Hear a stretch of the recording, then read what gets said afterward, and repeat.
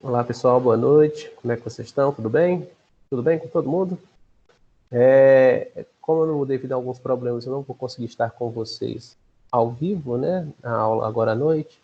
Eu vou iniciar a nossa aula aqui fazendo uma explanação rápida do que nós vamos ver durante todo o restante do nosso semestre, né?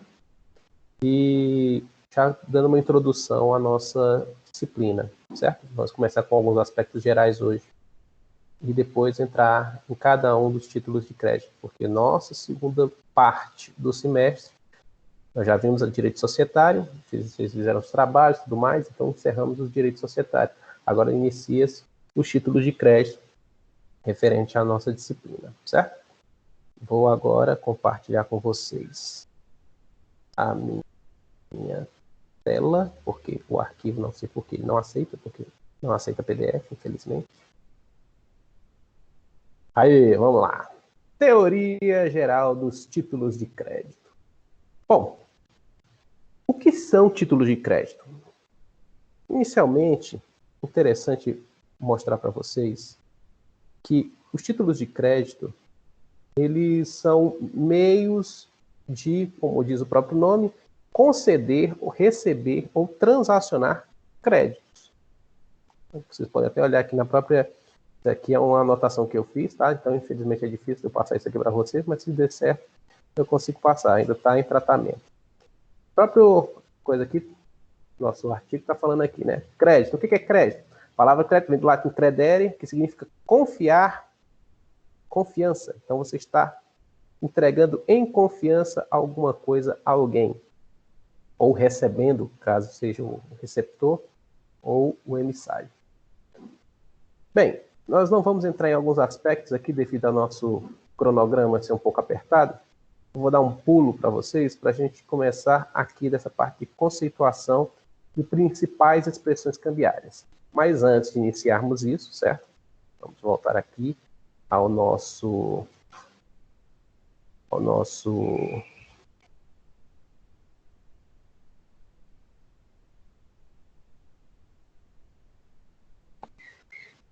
Opa, vamos reativar aqui.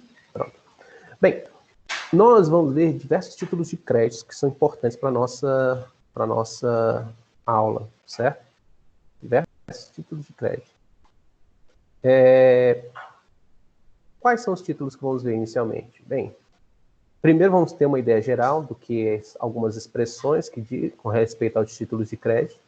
Depois que tivermos essa ideia geral, vamos adentrar nos tipos de títulos de crédito, certo? Pelo menos enquanto eu estiver aqui com vocês, a gente vai entrar nesse aspecto, tá? E, posteriormente, que vamos tratar cada um dos títulos de crédito dentro do aspecto legal de cada um deles, óbvio. Cheque tem a lei do cheque, sem falar que existe um decreto de uniformização do cheque a nível internacional. Letra de câmbio é a mesma coisa, só que alguns títulos, devido ao seu desuso, ao avanço tecnológico, ele começa a perder um pouco o seu sentido. Ele começa a perder a sua, vamos colocar assim, necessidade de evidência, entendeu? Devido a isso, talvez não seja tão importante nós adentrarmos por profundidade. No meu tempo, quando eu fiz títulos de crédito, nós até aprofundamos um pouco, porque ainda era razoavelmente usado. Não existia mais tantas notas promissórias, certo? Como também as letras de câmbio. As letras de câmbio já estavam bem em desuso, mas notas promissórias ainda existiam algumas. Hoje em dia perdeu praticamente o sentido, mas ainda assim vamos analisar. Óbvio, não podemos deixar de analisar, né? Vamos aqui. Voltar a compartilhar com vocês. Então, o que nós vamos ver? Inicialmente, aspectos gerais, depois vamos adentrar em letra de câmbio, nota promissória, os cheques e assim os demais títulos no transcorrer do nosso semestre, certo? Deixa eu compartilhar aqui com vocês, então, essa nossa primeira parte, que são os principais agora aspectos que nós vamos ver de uma maneira geral, que é coincidente em todos os títulos de crédito, essas expressões mais utilizadas, certo? E é o que estamos aqui compartilhando. Vou voltar aqui. Principais expressões. Tá? Título de crédito, estamos aí no Código Civil, né? Existe lá a parte de direito italiano, tal, mas vamos passar para cá. Principais expressões. É onde eu quero começar com vocês. O direito cambial, então, ele traz exatamente essa possibilidade de a gente se entender quem é aquele que vai pagar, quem é o que não vai, quem é o emissário, quem é o interlocutor, quem é o cessionário, e são N figuras que podem estar debaixo desse guarda-chuva dos títulos de crédito, correto? E quais são as principais expressões que serão utilizadas dentro do universo dos títulos de crédito? Primeiro, sacar. O que é sacar? A gente não está falando de sacar dinheiro de banco, não. Sacar significa a emissão do título. Vou sacar uma nota promissória. Ótimo, então você vai emitir um título de nota promissória. Isso é importante. Por quê? Porque na hora de uma eventual questão de descrição de uma situação, aí fulano de tal sacou tal. Então, se vocês não entenderem isso aqui de uma forma técnica, como estamos colocando, pode haver um pouco de confusão. Certo? Então, sacar é efetivamente emitir o título. Ou seja, pode abater, descontar, conta de banco, etc. Saque é a expedição do título, emissão ou criação. Então, sacar é a emissão do título, mas a expedição do título se chama saque. Quando a pessoa concorda com essa emissão do título, existe o nosso aceite, que é o aceite em efetuar o pagamento daquele título. Certo? Sacador, olha só, sacador é o emitente. Ou seja, quem é o emitente? É aquele que emite o título. Ou seja, quem cria o título, ele saca um título de crédito, ou seja, ele emite uma letra de câmbio, ele emite uma nota promissória. Este que cria o título, é que efetivamente é o sacador. Lembrando que sacar é emitir o título, aquele que cria o título é o sacador, e o que efetivamente aceita é o sacado, que é a nossa próxima expressão. Aqui, ó, nossa próxima expressão, aqui. É o aceitante, o devedor, pois aceitando o título estará concordado, ou seja, se aperfeiçoou vamos colocar assim, o título efetivamente. Por quê? Porque eu emito um título, ou seja, ao sacar o título, o sacador, que é o emitente, indica a alguém que deve pagar. Então, existe já a triangulação jurídica para efetivamente a existência do título de crédito. Certo? Mas existem ainda outros como endossatário, tomador, etc. Certo? Só que aí a gente vai ver uns a cada momento, porque tem algumas questões que são mais específicas, que serão vistas no devido momento, certo? Essas daqui são as principais iniciais, né? Tomador. Quem é o tomador? É o credor, o beneficiário, que poderá ser um terceiro ou até o próprio sacador, dependendo da forma que se efetiva o título. Por exemplo, se eu tenho um cheque, passo o cheque, emita o cheque para o banco, né? O banco seria o sacado para efetuar o pagamento. Só que o título é o portador. Eu apresento meu próprio cheque no banco, querendo trocar a folha de cheque por dinheiro, só um exemplo. Fazendo isso, o próprio banco vai pagar o cheque a mim mesmo, na hora da apresentação do título. Entenderam? Então, é possível haver um pouco essa questão da confusão. Perdão. Aqui em Minas Gerais começou a esfriar, meu amigo. Você nem tem noção. Então, o tomador e o sacador pode ter uma certa confusão. Pode ser a mesma pessoa, como também não. Pode ser um terceiro, inclusive. Certo? Vamos retomar aqui.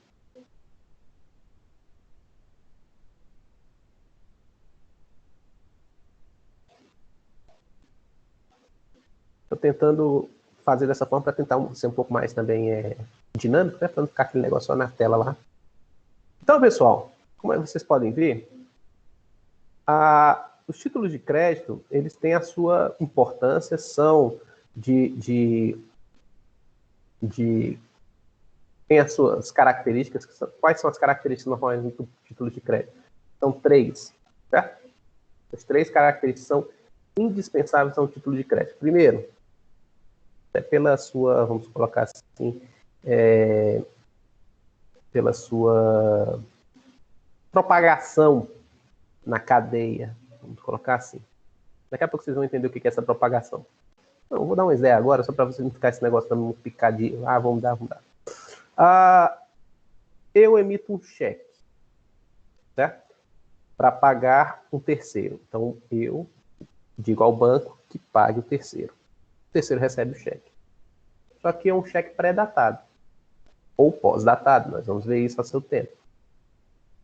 Só vai ser pago em uma data futura, não naquele momento. Então, aquela pessoa que recebeu o cheque, ele pode pegar esse cheque e passar para outra pessoa como se fosse dinheiro, um título sendo negociado, certo? Então, vai passando de outros, até chegar o dia do vencimento, e o último que tiver com o dinheiro, ele vai apresentar o título ao banco, que é o sacado, e o banco terá que pagá-lo, desde que eu tenha dinheiro para cobrir aquele determinado valor, né, que eu iniciei no cheque, inseri no cheque. Beleza. Só que passou por várias pessoas. Quem são essas outras pessoas que entraram no processo? São outros que é possível a existência, aí também depende da forma como é emitido o cheque cruzado, etc., pode impedir um pouco, mas se for um cheque sem esse limitador, é possível a passagem do cheque para outras pessoas para negociar. Já estamos entrando, inclusive, numa das características de um título de crédito. Mas antes disso, então existem outras pessoas que vão, ou seja, como é que eu posso passar o título? Por cessão, fazer a cessão do crédito, ou endosso, quando eu me responsabilizo que o fulano vai me pagar, então eu me responsabilizo junto com ele pelo pagamento. Então é possível. Todas são outras formas de fazer essa cessão do crédito constante no título. Certo? Vamos continuar aqui. Então, são 3 as características que a gente está falando, né? Primeiro, quando você vai passando, a pessoa vai negociar o título. Então, existe a negociabilidade, que é a possibilidade de circulação desse título dentro do seio social, né? Como um valor expresso no título que pode ser negociado definidamente, teoricamente, né? Existem alguns momentos que pode ser limitado, mas, a princípio, pode ser negociado indefinidamente. A segunda característica desse título de crédito, certo? Pode ser a sua executibilidade. O que é executibilidade?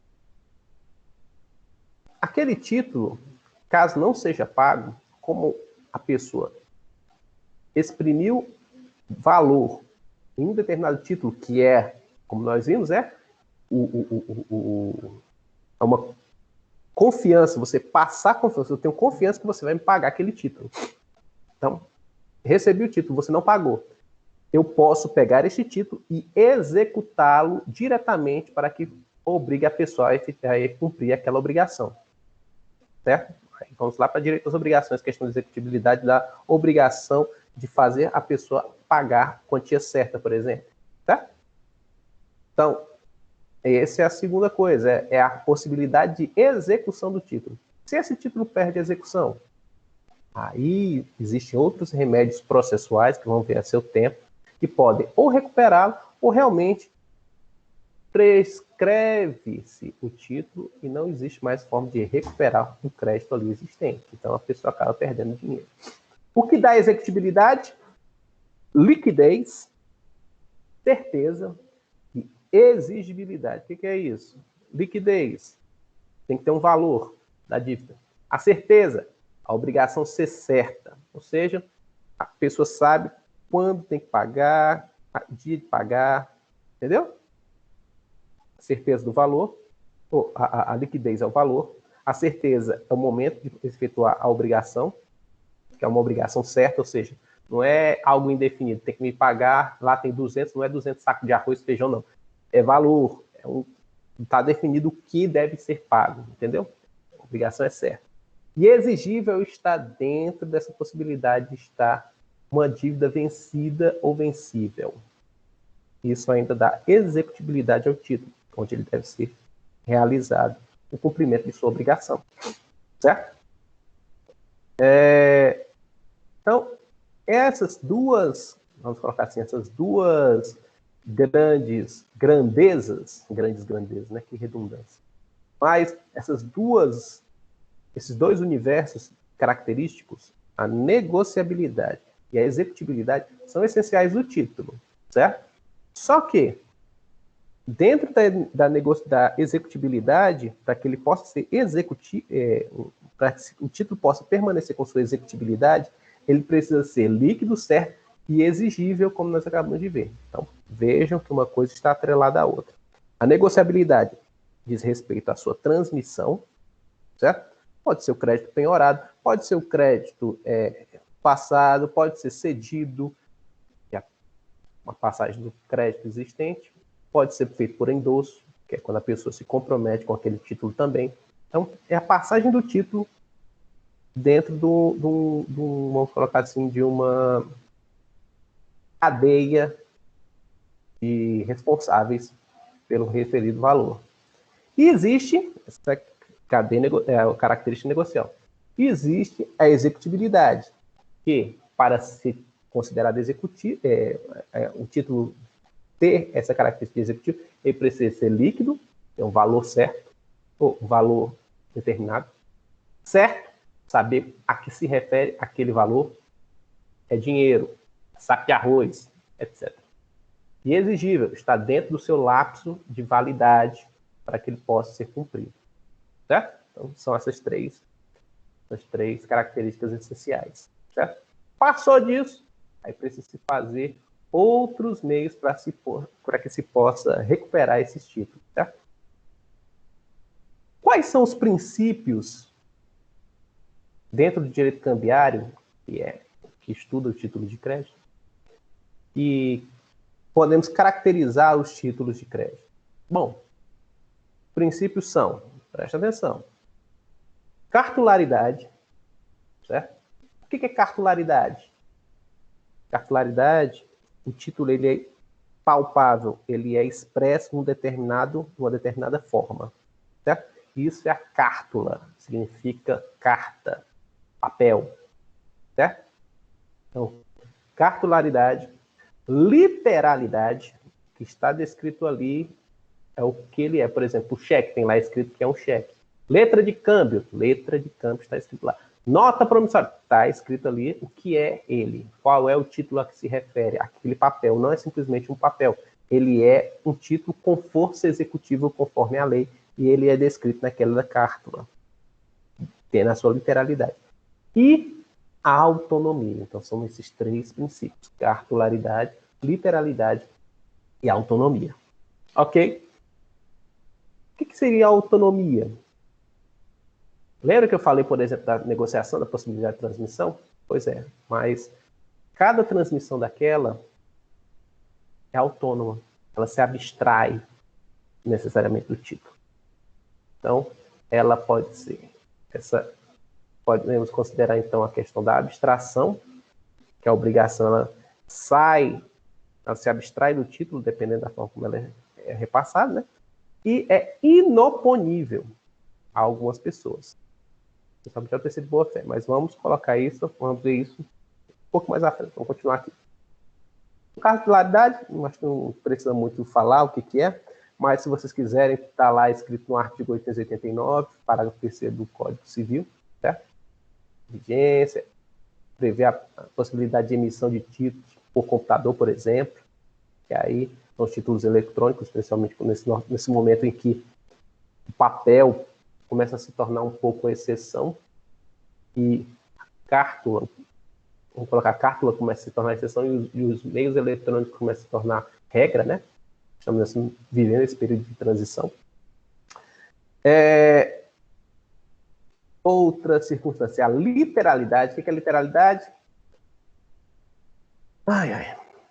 É o que está escrito lá no título. Ou seja, qual é o título a que se refere aquele papel? Se pegarmos, deixa eu ver aqui se eu encontro na internet para deixar um pouco mais claro a vocês. Vamos ver. Cheque.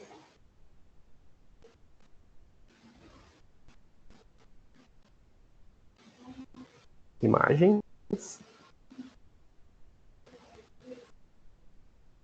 Vou compartilhar com vocês para que vocês possam olhar, por óbvio. Quero compartilhar, vindicare. Quero compartilhar isto. Vejam só. Vou pegar um desses títulos aqui. Deixa eu ver um título aqui que seja... Porque aqui tem inglês, tem um monte aqui. Vamos pegar um simplesinho aqui. Vamos ver esse aqui. Aqui é um título internacional, mas vocês veem que é praticamente a mesma coisa em todos os títulos. E aqui está, ó. Cheque, ó. Bem aqui, ó. Pague-se este cheque a município tal, tal, tal em Sonora. Tá aqui, ó, o valor, ó. Tá aqui o nome do título, cheque. Tá vendo? Então, este papel se chama cártula e o título a que ele se refere é o cheque. Certo? Eu ver um outro título aqui para que vocês possam entender melhor. Nota promissória. Olha aí. Vou pegar logo esse primeiro aqui. Veja, aqui está o título e aqui a sua denominação, literalidade, ó. Nota promissória. Isso aqui é a cartularidade. Certo? Vamos ver mais um aqui, por exemplo.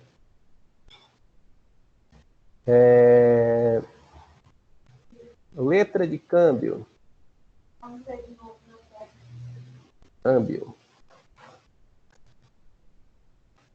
Aí. Vejam. Cártula.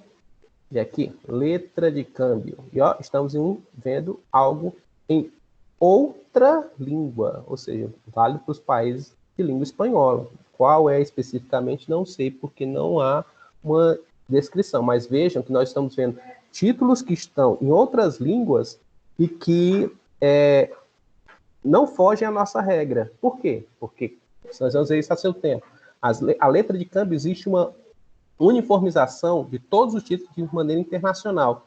Aqui no Brasil, fizemos parte disso. Se eu não me engano, esse diploma legal ele foi assinado antes da Segunda Guerra Mundial, até, se não me engano, acho que foi 31, não sei se foi 31 ou foi 32, de 1931 ou 32, e foi absorvido pelo nosso sistema, acho que foi em 30, 50 ou 40 e pouco, uma coisa assim.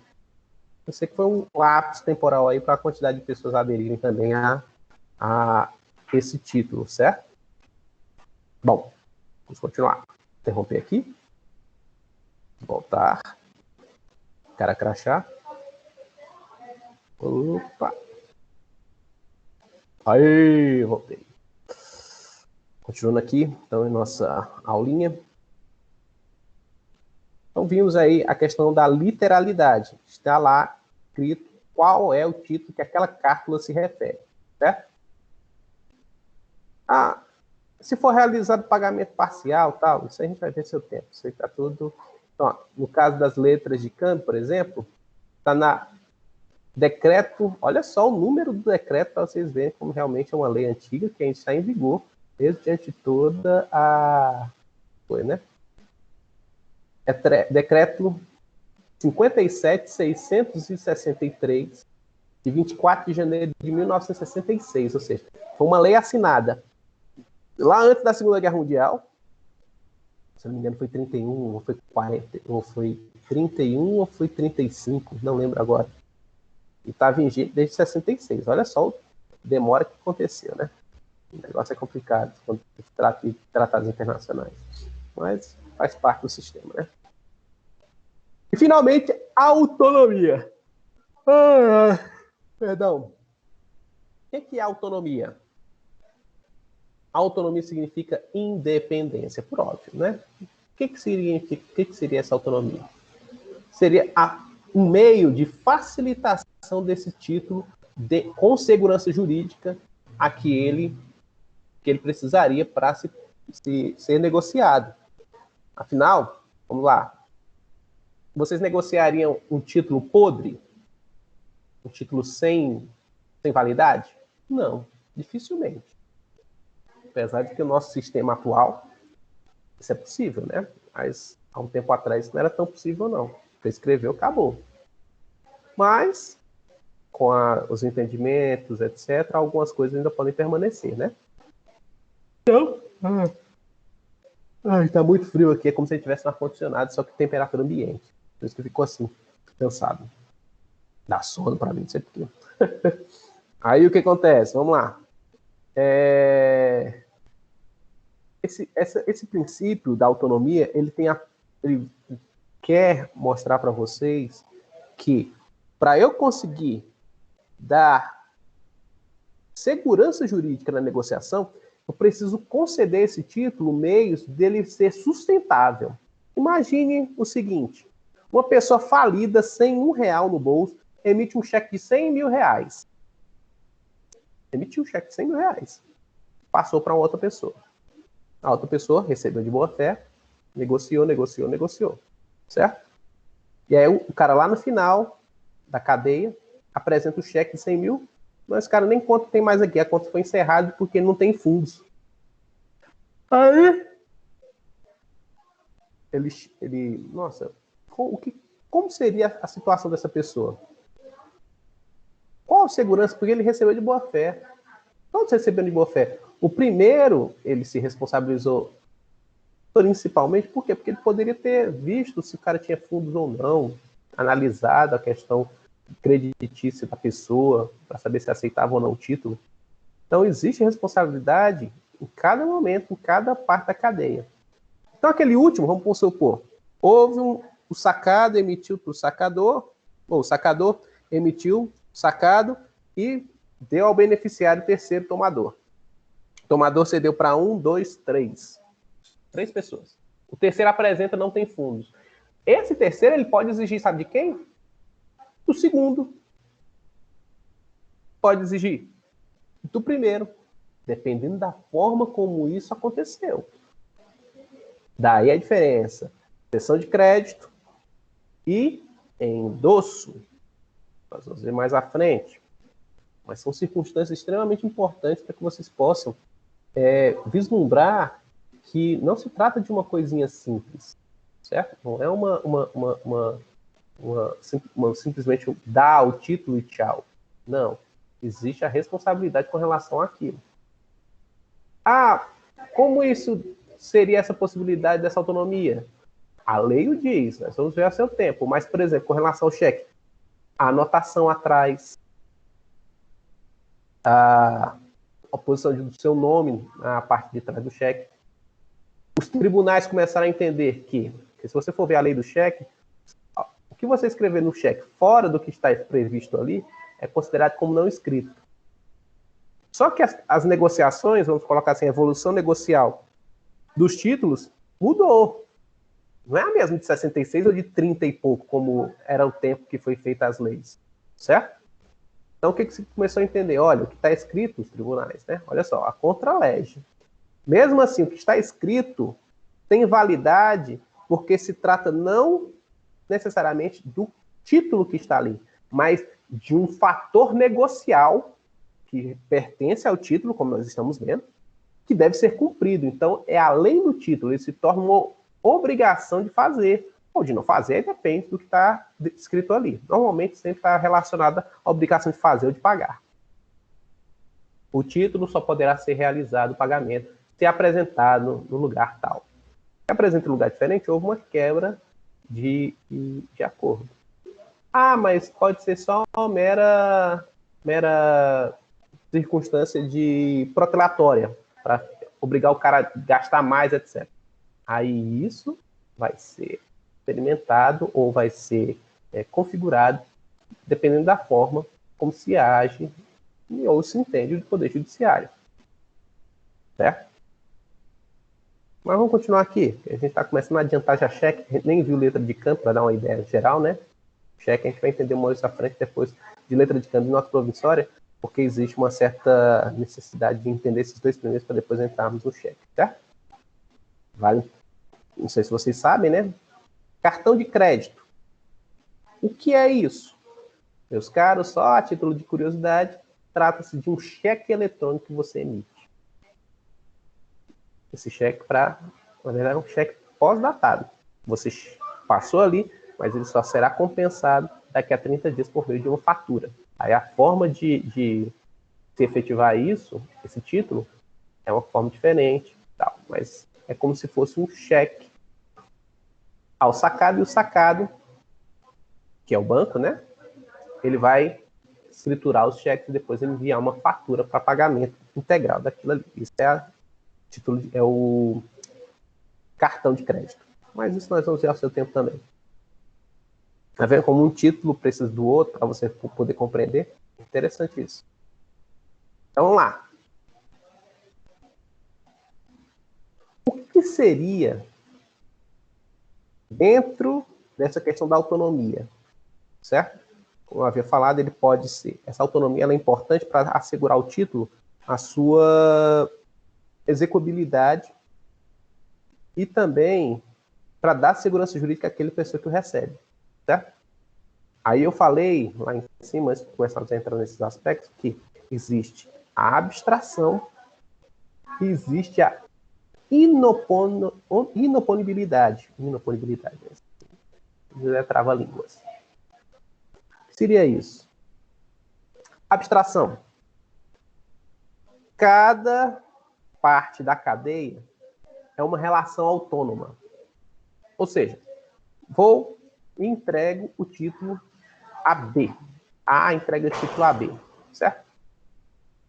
Esse B passa para C. Eu não preciso necessariamente o C ir até A para receber, caso ele não tenha o dinheiro. Eu posso ir até B. Claro, isso depende da forma como circulou o título, ou de algumas características que o próprio título assim o tem, certo? Então, essa é a abstração. Cada passagem tem que ser considerada algo autônomo e necessariamente, dependendo do qual for o título, às vezes escrito para constar o nome daquele que está co-obrigado ou obrigado, de uma forma autônoma. Certo? E o segundo é inoponibilidade. O que seria isso?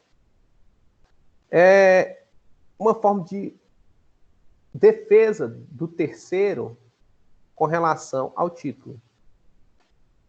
Por exemplo, imaginem só. Eu sou... Isso aí vocês viram, inclusive, no Código Civil. Direito das obrigações. É mais fácil até vocês lembrarem e vocês voltarem aí no tempo. O terceiro, por exemplo, eu tenho um crédito, conversei com a pessoa, olha, vou pegar uma nota promissória sua aqui. Anote aqui, pá. Promessa que você vai me pagar em tal dia.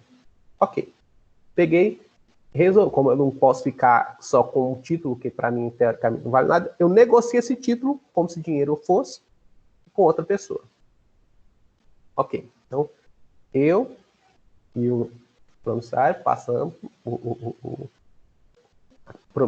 promitente passa a mim, promissário, e eu negocio o título. Agora pensem, antes de eu passar o título, quer dizer, após eu passar o título, perdão, aquele ali, o sacador, o emitente do título, vem a mim e paga. Porque não sabe ainda que eu passei o título. Ele não sabe. Então, de boa fé, ele vem a mim e paga. O que seria o adequado eu dizer? Meu caro, ó, infelizmente eu já passei o título, certo? Eu já passei o título. Você não precisa pagar a mim, você tem que pagar o ciclano de tal. Isso seria o correto. Só que às vezes não acontece bem isso, né? Nós não estamos no mundo da fantasia. Então, ele vem a mim, me paga, e ele fica lá, resguardado, que efetivamente me pagou. Ele tem lá o comprovante de pagamento. Se ele não tiver, tá lascado. Isso aí vocês viram em direito das obrigações. Por quê? Porque se ele não conseguir comprovar que me pagou, ele paga 2 vezes. Pagou mal, paga 2 vezes.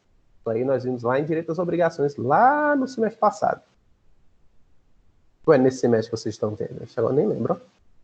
Bem, nesse caso, quando o terceiro, que não recebeu o dinheiro, quem recebeu fui eu, vai atrás do sacador, olha, meu amigo, você tem que pagar o título, já chegou a hora de vencer. Ele vai falar o seguinte, olha, eu não vou te pagar. Por quê? Porque eu já paguei. Aqui, ó, eu já paguei. Certo? Se pagou, meu povo, não tem para onde correr. Não tem para onde correr. A pessoa tem que efetivamente pagar. Ou, se ele tem como comprovar, beleza. Se não tem, vai ter que pagar de novo. Aí vai ter que entrar, aí começa a ter as confusões. Por isso é importante aquele que efetivamente cumpre a obrigação, ele tenha meios de comprovar que efetivamente o cumpriu. Certo? E isso é extremamente importante. Espero que tenha entendido. Se vocês não tiverem entendido, qualquer coisa, vocês mandam mensagem pelo grupo aí, tá? Tô lá, aí vocês me façam as perguntas, ok? Não tem problema algum. Então, essa é praticamente a primeira parte da nossa aula. Já estamos com 44 minutos, tá?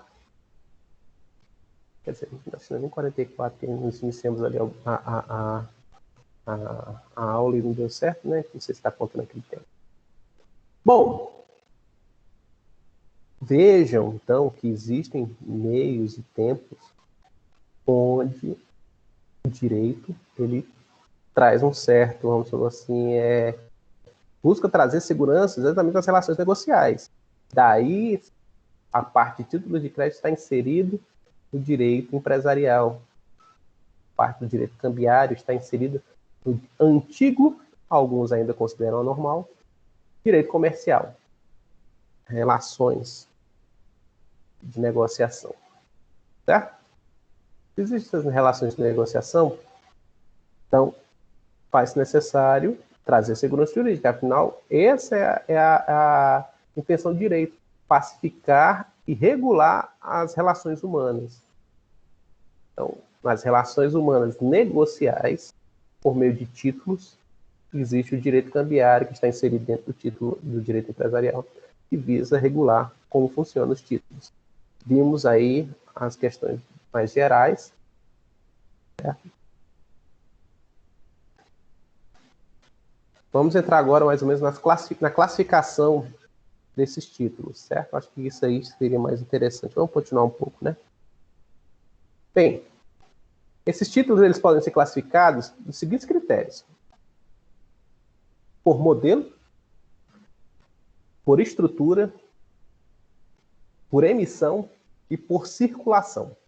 Essas 4 formas de classificação dos títulos. A primeira, que é por modelo, ela pode ser livre ou vinculado. Como estrutura, ele pode ser promessa de pagamento ou ordem de pagamento. Isso aqui é extremamente interessante quando nós... Vamos chegar lá, vamos lá. Quando chegar na hora de explicar a estrutura, fica mais fácil entender. Por emissão, ele pode ser causal ou não causal. E questão de circulação, ele pode ser ao portador ou nominado. Vamos lá. Vamos começar de trás para frente. Vamos falar por último do modelo. Não, vamos começar normal mesmo, não tem problema não. Vamos lá. Modelo. Pensem no seguinte. A lei determina uma forma que deve ser o título. É tanto que, como vocês viram, quando eu apresentei aqui a vocês, as letras de câmbio, os cheques, as notas promissórias, todas têm o mesmo formato. Por quê? Como eu havia dito já, né, a vocês, existiam leis que unificaram, buscando trazer uniformidade internacional com relação a esses títulos. Certo? Então não existe um cheque diferente no Brasil, nos Estados Unidos, o cheque é igual em qualquer lugar. A letra de câmbio é igual em qualquer lugar. A nota promissória é igual em qualquer lugar. Por quê? Porque esses títulos eles são vinculados a uma determinação legal que eles devem apresentar aquilo. Certo? Isso é vinculado. Agora, existe uma... Hoje é muito difícil, porque normalmente a lei ela sempre traz esse regramento, mas existe alguma... forma de se apresentar confissão de dívida, exemplo? Não. Você simplesmente pode pegar um papel de padaria, né? Como normalmente o povo gosta de colocar, né? Estou devendo tal lugar, papapá, confessa a dívida. Pronto, então, tem validade como crédito. Está escrito em algum lugar? Não. Simplesmente a pessoa fez lá, houve o reconhecimento da dívida, duas pessoas, por exemplo, são testemunha, alguma coisa, sei lá. Está configurado o título. Não existe uma forma prescrita de como deve se realizar uma confissão de dívida. Certo? Então, livre, ou seja, não existe uma previsão legal, então pode ser feito livremente, né? Cada pessoa pode ter uma forma diferente de fazer, sem desconfigurar aquele tipo de obrigação, por exemplo, no caso, como eu estava falando para vocês, confissão de dívida. Pode ser uma declaração, fazendo a confissão de dívida, pode ser um atestado, onde tem uma relação de dívidas e ele chega lá, realmente confessa a dívida. Pode ser de próprio punho, pode ser digitado, certo? A única coisa que precisa, que aí é o que ele não diz como deve ser, mas para ter validade deve ter pelo menos isso, por exemplo, duas testemunhas, alguma coisa, então está reconhecido firma. Isso aí é que vai só essa questão desse regramento, mas não que existe uma forma pré-determinada, diferente dos outros. Modelo, então seria isso. Estrutura. Quando nós temos uma nota promissória, por exemplo, como o próprio nome diz, nota promissória. Promissória de promessa. Promessa significa que ele não vai cumprir agora, ele está prometendo cumprir. Ordem de pagamento é algo praticamente imediato. Preste atenção. Ordem, promessa. Ordem. O que eu posso falar para vocês? Ordem. Cumpra. Quando eu emito o cheque, dou a uma pessoa, essa pessoa vai ao banco, o banco vai dizer, foi mesmo fulano de tal que assinou? Vai não, ele simplesmente vai cumprir.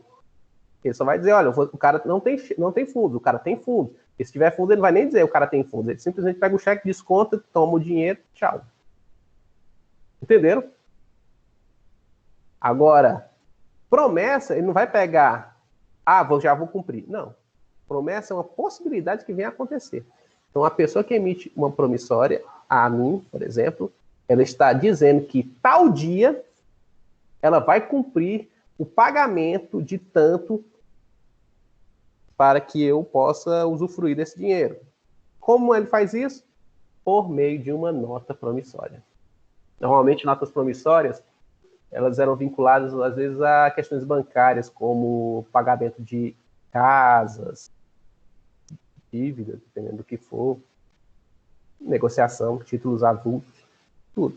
Então, as notas promissórias, às vezes, estão inseridas nesse campo aí, na atualidade, né?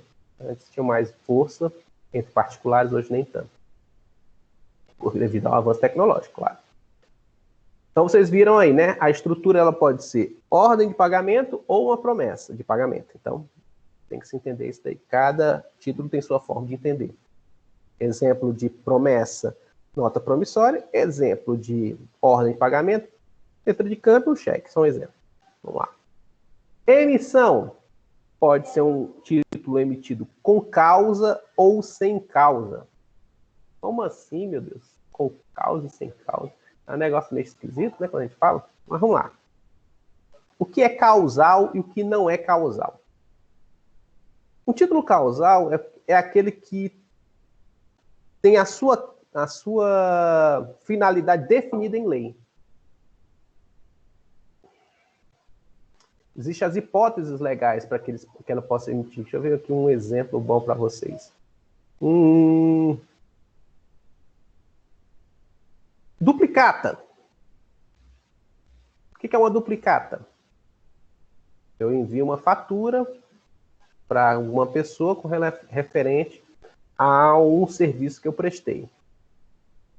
De posse da fatura, eu vou no banco, que eu tenho às vezes algum convênio, e peço para ele emitir uma duplicata referente àquela nota fiscal. Então, a duplicata ela tem validade devido à nota fiscal e é encaminhado para aquela pessoa pagar, certo?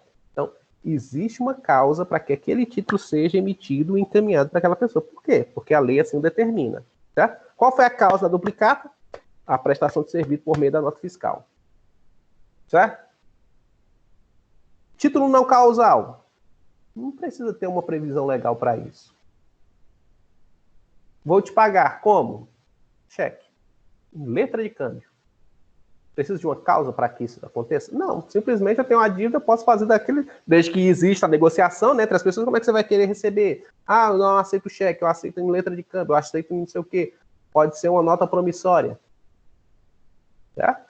Então, não existe uma causa necessariamente para aquele título, é simplesmente a emissão para o pagamento da dívida.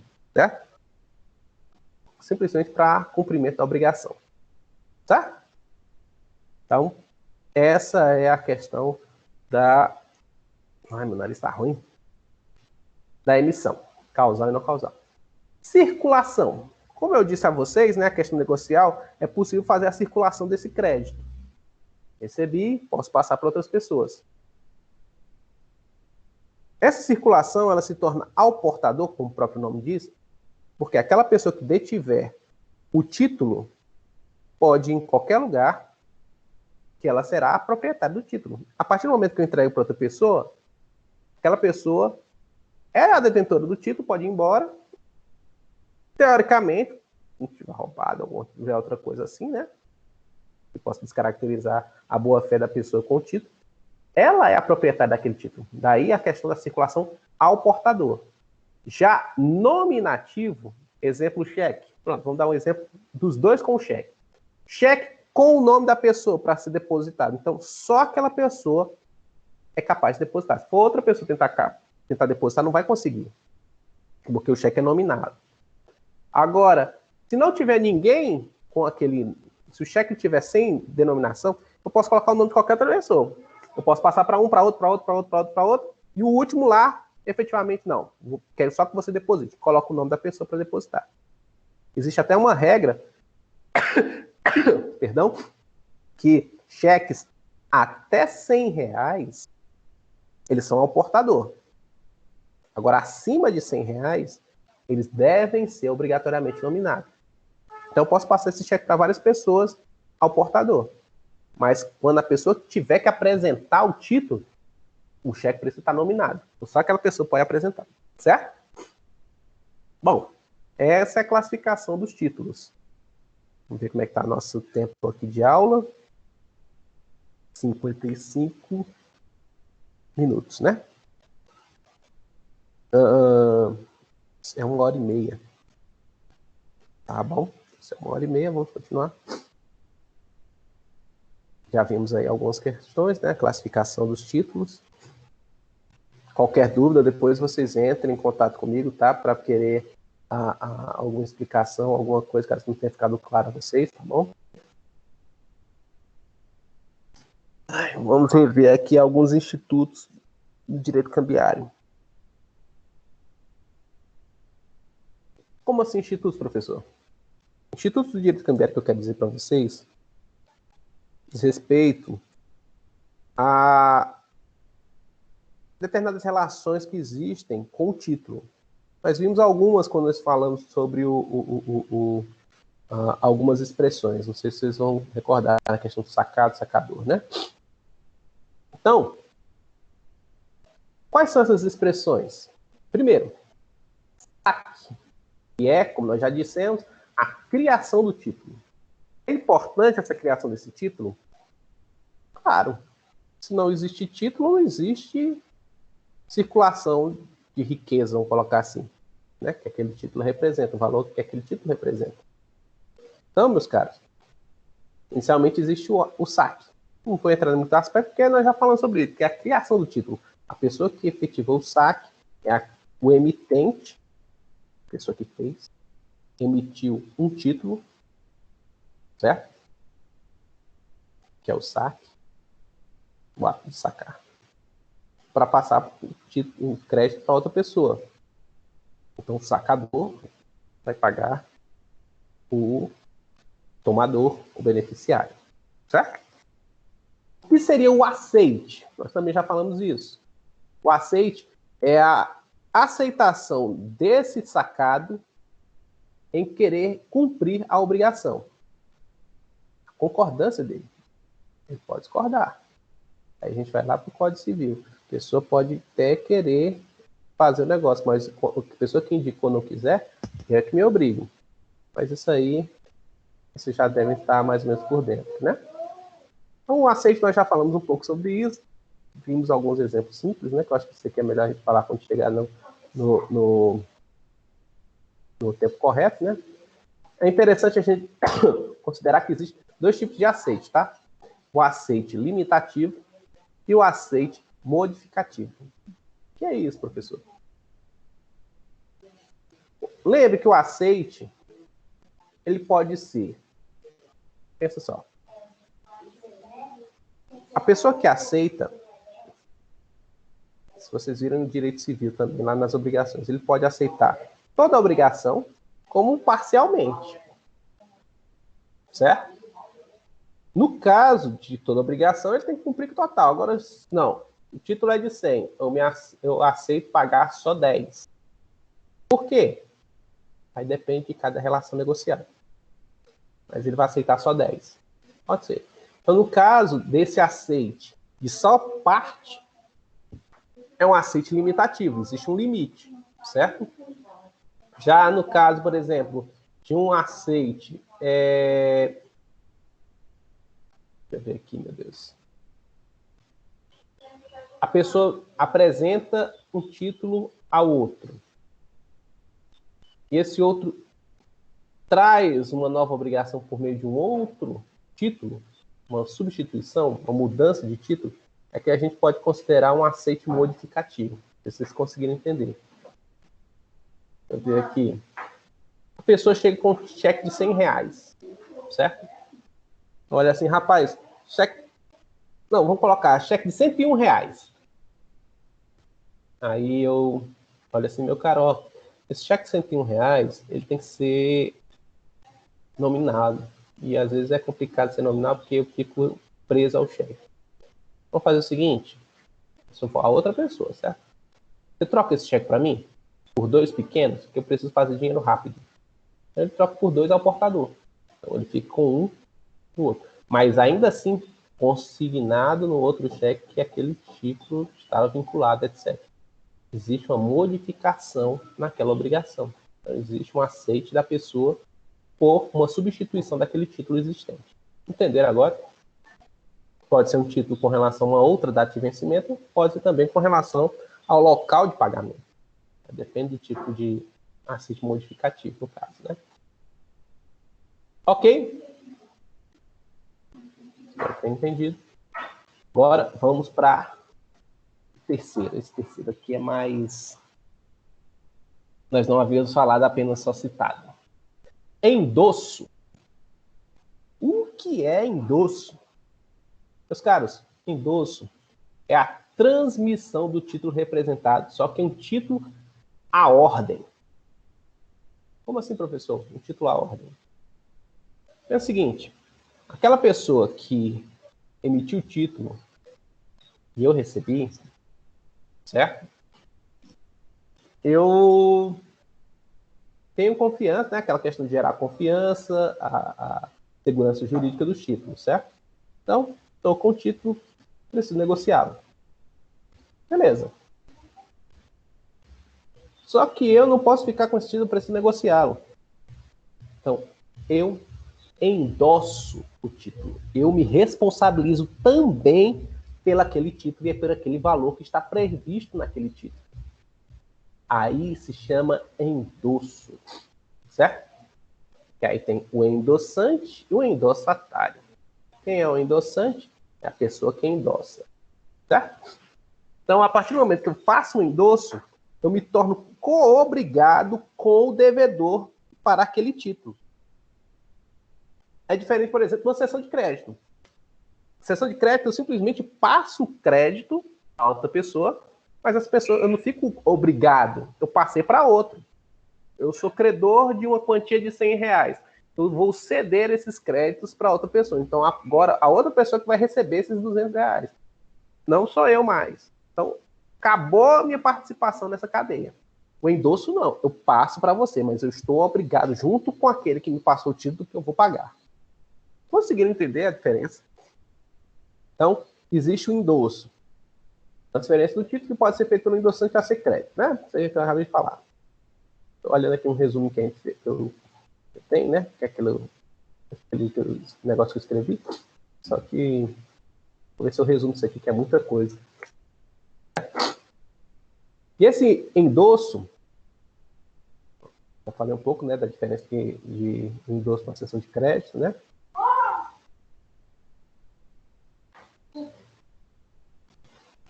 Então lá, o endosso ele pode ter duas formas de existir.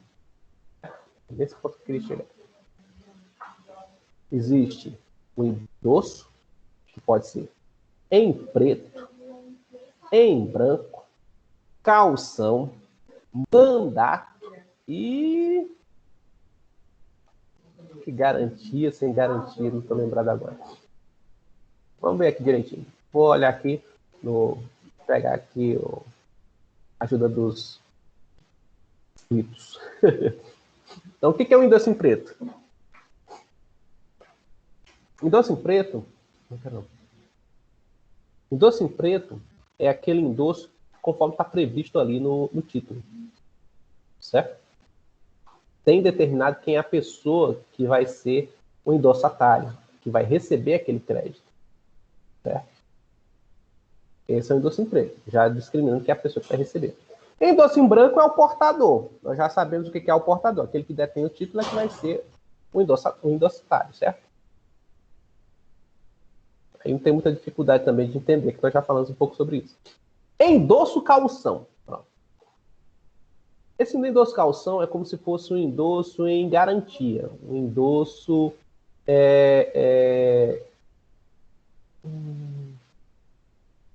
o povo chama de pignoratício. Mas eu não queria usar essa expressão não para vocês. Pignoratício significa com penhor, né? Como garantia. Como seria um exemplo assim? Eu posso transferir aquele endosso,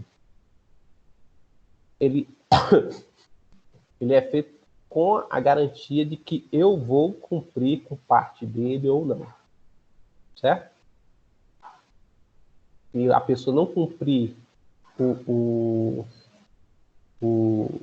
aquela obrigação, eu vou cumprir só uma parte dela. Daí não é um endosso completo. Talvez seja um endosso mais parcial. Certo?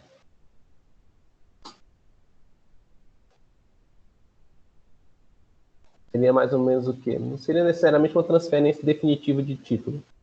Seria mais ou menos assim, eu endosso aquele título para aquela pessoa, mas posteriormente eu vou recuperar esse título. Então coloco lá, esse que é o endosso calção, até tal dia, que é o dia que eu vou ter o dinheiro e trocar. Voltar, né? Efetuar a troca daquele dinheiro por a garantia, né? Claro, sabe? A garantia se não for cumprido, né? Se não for cumprido, então, naquela data, então acaba o endosso calção acaba se tornando um endosso em preto, né? Ou em branco, dependendo da forma como foi realizado esse calção. Existe o endosso mandato. O que é endosso mandato? A pessoa não transfere a titularidade do título, do crédito, certo? Ele simplesmente efetua o recebimento do crédito simplesmente por ter a legitimidade de ser o possuidor do título. Como assim? Nossa, mas está ruim, meu Deus. Espera aí. Deixa eu ver aqui quanto tempo já foi, né? Já são quase 5 horas. 1h07. Vamos lá.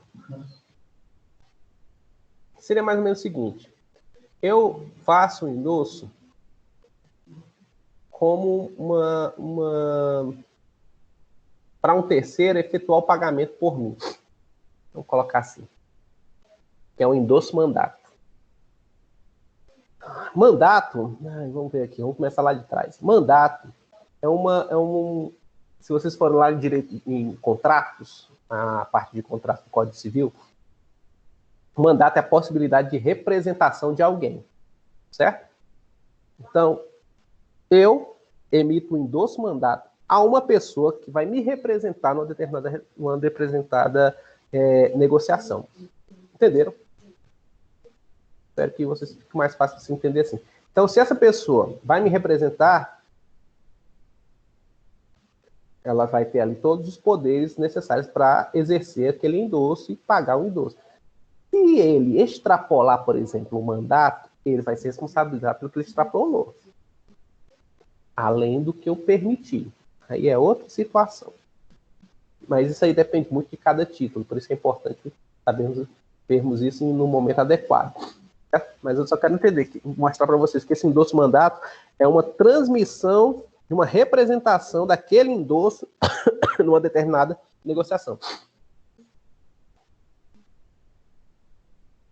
Endosso sem garantia. Simplesmente a transmissão, né, sem que haja a garantia de cumprimento daquela quantia quanto à minha pessoa na transferência, certo? Não garanto nada a ninguém, eu faço só o endosso para outra pessoa, sem garantir qualquer coisa que esteja prevista naquele título. Endosso posterior ao vencimento, que é o famoso endosso póstumo. O título venceu, fez em confiança, alguma coisa assim. Eu vou lá, olha, apesar de estar vencido, eu endosso, aí pode ser parcial ou total, um valor constante nesse título, certo? Só que esse endosso parcial, ele era até possível antes da lei uniforme, certo? Após a lei uniforme, esse endosso parcial se tornou nulo, certo? Por isso eu quis dar esse exemplo aqui das duas formas, o parcial e o total. Então, como há um vencimento do título, você não pode chegar lá e fazer, não, eu endosso só uma parte. Não, ele está vencido. Para que você vai querer endossar só uma parte? Eu vou executar logo ele todo, integral. Então, esse endosso parcial perdeu-se um pouco a validade devido a isso, referente à lei uniforme. Pessoal, já que houve um vencimento, você deve se responsável pelo, caso você queira endossar, né, pelo valor total, uma vez que ali está uma obrigação líquida, certa e exigível, e dentro da sua prescrição. Não existe prescrição do valor ali. É executível, né? Execuível o título aí. Vamos lá, vamos continuar aqui. Aval. Aval significa uma avalista, avalizar. Vocês vão saber mais por essas... Nossa, meu nariz está piorando cada dia mais. Só passar um tempo. Só um minutinho que eu vou pedir aqui para fechar essa porta que tá. Bem que eu também não sei se já passei tanta informação para vocês, né? Vamos fazer o seguinte. Eu vou terminar de falar de aval. E aí, suspendo um pouco a aula. E a gente vê assim, mais detalhes. Eu acho que eu estou descarregando muita coisa também em cima de vocês. Não quero fazer isso, não. O que seria o aval? O aval seria uma forma em que o terceiro garante o pagamento do devedor. Daí a questão daquele nome chamado avalista e avalizado. Certo? Então, o terceiro, avalista, diz que vai pagar o título, em parte ou em todo, do devedor, avalizado. Certo? Caso o devedor não pague, ele se responsabiliza. O negócio que está movimentado. Qual a diferença, então, entre aval e fiança? O aval é simplesmente a garantia do título. Certo? Fiança é algo muito mais profundo. Certo? Por exemplo, existe no Código Civil, acho que artigo 837. Ele fala o seguinte, que o fiador, ele, inclusive, perde benefício de ordem, tem diversas outras circunstâncias que o avalista não tem. Por exemplo, se eu sou avalista de alguém, primeiro se deve... É como se fosse o título, o benefício de ordem lá da empresa. Primeiro se exaure todas as possibilidades referentes ao devedor, para depois vir em cima do avalista. Já na fiança, não. Existe a possibilidade do fiador perder esse benefício de ordem para que seja, em vez da pessoa ir no devedor, já ir direto no avalista. Existe, inclusive, a possibilidade do avalista perder casa, bens assim que são totalmente impenhoráveis. Existe essa possibilidade. Então, tá aí a questão do aval, da fiança, o aval ser uma garantia mais superficial, enquanto que a fiança ser uma forma de garantia mais pesada, mais complexa, né? Para a pessoa que assim faz. Existem diversas formas de aval. Existe o aval total, o completo do título, né? Isso aí não precisa a gente falar. Aval parcial, sobre metade do título que está constando ali. Aval em branco. Não estaria identificado o que seria, quem seria o avalizado, que eu estaria cobrindo, certo? Por meio do aval. Ou seja, o avalista resolve colocar, vou avalizar qualquer uma dessas pessoas, não está indicando quem são as pessoas. Daí o em branco. E o em preto, quando existe a indicação de quem é a pessoa. Certo? Pronto, eu acho que aval por hoje.